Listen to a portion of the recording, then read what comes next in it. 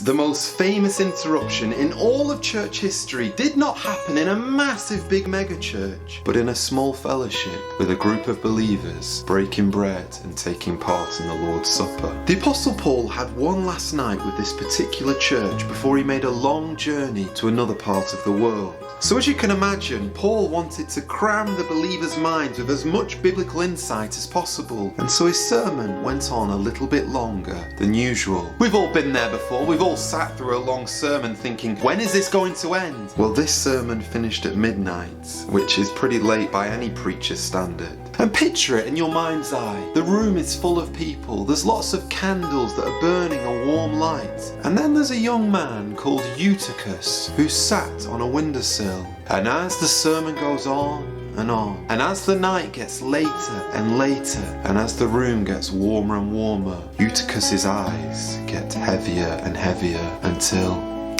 he falls asleep and falls to his death from a 3-story building. Everyone is in shock. What's going to happen to this young man? He's gone. What's the Apostle Paul going to do? The Bible says what Paul did is he fell on this young man and embraced him. And suddenly, something much more powerful than any medication, the power of Christ was infused back into that young man's body, and he was alive.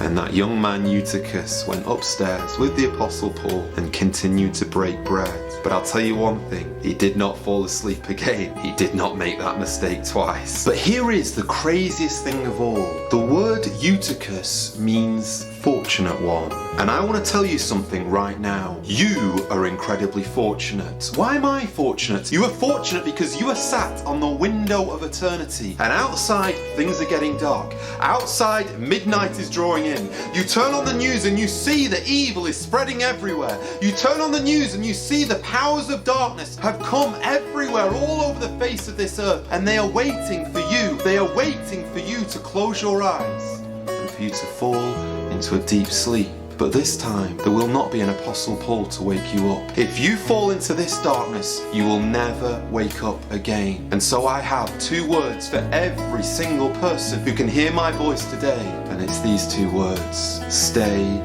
awake.